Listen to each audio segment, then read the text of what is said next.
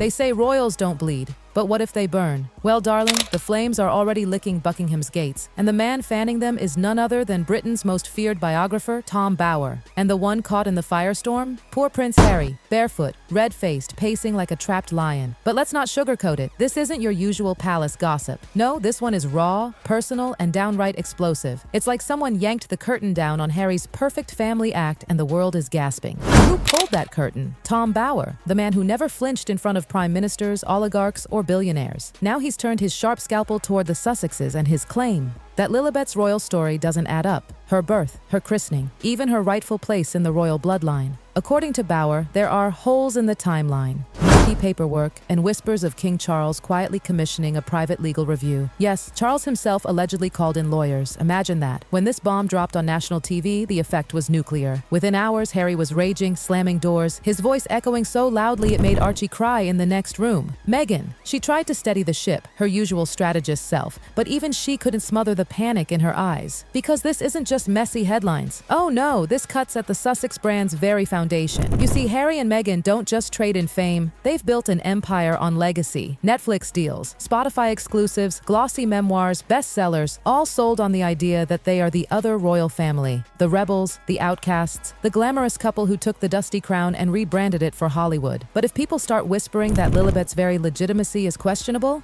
darling, the whole empire doesn't just wobble, it crumbles. And Bower isn't stopping. Oh no, he's teasing a new book, packed, he claims, with documents, palace insiders, and what he chillingly calls the definitive truth about the Sussex children.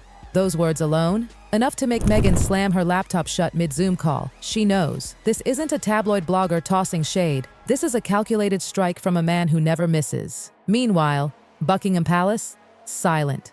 Not a word, no denials, no clarifications, just icy, echoing silence. And Harry knows too well, when Buckingham goes quiet, it's not neglect, it's intent. It's the palace saying, we're letting this play out. And that, my friends, is what's breaking Harry. Inside Montecito, the panic went surgical. Meghan's team, usually sleek and composed, were suddenly in overdrive. Phones buzzing, emails flying, interns ordered to push charity updates, curated happy motherhood stories, and subtle rebrands of her lifestyle projects. Anything to flood the internet and bury Tom Bower's bombshells under a pile of flowers and fluff. But here's the truth. That kind of digital spin only works when there's no fresh fuel. And Bower? Oh, he has gallons ready to pour. He timed this perfectly. Just as Meghan was pitching shiny new Netflix concepts, hinting at a clean post-royal identity, this thunderbolt landed. The timing wasn't just messy, it was radioactive. And Hollywood noticed. Executives who once swooned over the Sussex sparkle started stepping back. 2 development meetings, postponed indefinitely. One insider at a streaming giant whispered the dreaded phrase, high-risk talent with low trust. Translation? Not worth the drama. But while Meghan scrambled for distraction, Harry was spiraling into obsession. This wasn't about deals for him, this was about rage and legacy. According to those close to the couple, Harry is fixated on stopping Bower, not debating him, not disproving him, but destroying him. He's been consulting top lawyers in both the UK and the US, asking the same terrifying question again and again. Can we sue him before the book comes out? The answers weren't what he wanted. Because here's the catch. Bower isn't a tabloid hack. He builds legal fortresses around every word. Triple-sourced, documented, lawyered up. Suing him is like punching a brick wall. Worse still, if Harry sues and loses, he validates everything Bower said. That's the trap. Fight and risk exposure or stay quiet and look guilty. Every move, a gamble. And Meghan? Oh, she's fuming. Furious even that Harry didn't act sooner. She reportedly warned him months ago when whispers of Bower's investigation first surfaced. Nip it in the bud, threaten legal action, scare the publishers, block the deal. But Harry, still naively clinging to the fantasy that the palace might swoop in to defend them, hesitated. Now he knows that defense is never coming. Because behind those Buckingham walls, another storm was brewing. Charles and William weren't panicking, they were plotting.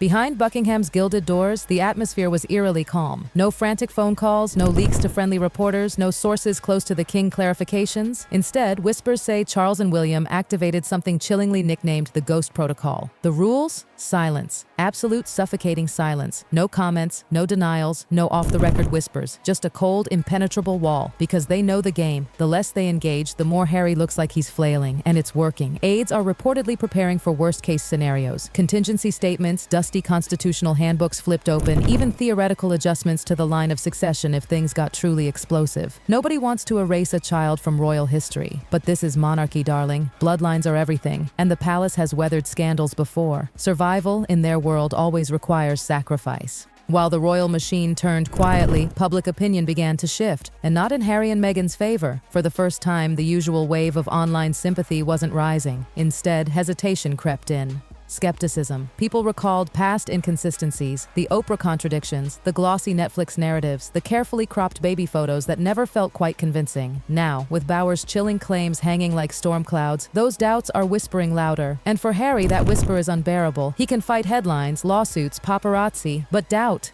is invisible. Doubt seeps in, doubt lingers, and now it's spreading, even within the Montecito estate. Every phone call feels like a lifeline. Meghan's team is frantically pitching soft focus profiles to magazines, desperate to soften the couple's image before Bauer's book detonates. Harry, meanwhile, is sliding deeper into paranoia. He's reportedly ordered complete silence from staff, forced them to re-sign NDAs they'd already signed years ago. Security has been doubled. Even longtime caretakers have restricted access to the children. This isn't just privacy anymore. This is lockdown. The pressure inside Montecito is splitting Meghan's inner circle in two. Some of her closest advisors argue the best strategy is to vanish, pull back, stay quiet, let the storm rage itself out. But others, they're pushing for a counterattack. They whisper about leaking personal anecdotes, releasing glossy new family photos, even publishing medical records if they must. Anything to prove Bauer wrong. But Meghan knows better. She's played this game long enough to understand the golden rule of scandal. The moment you try to prove a rumor false, you give it power. And this rumor? It's rolling downhill like a landslide. Meanwhile, Bauer himself is silent. That's the cruelest part. He hasn't said a word since the teaser, but his silence works harder than any PR blitz. The media is doing the work for him. Tabloids are running endless speculation. Morning shows are debating royal legitimacy laws like it's a soap opera. Even so-called serious journalists are suddenly dusting off archives, digging through birth announcements, cross-checking timelines. Bauer hasn't just stirred the pot, he's made the entire media landscape lean in. In London, the palace remains stone still. William hasn't canceled a single engagement. Charles keeps smiling for cameras, attending state matters, business as usual. But behind those velvet curtains, crisis meetings are happening daily. Legal advisors, constitutional scholars, even old royal courtiers are reportedly flipping through centuries-old manuals to answer one terrifying question. What happens if a recognized royal child is suddenly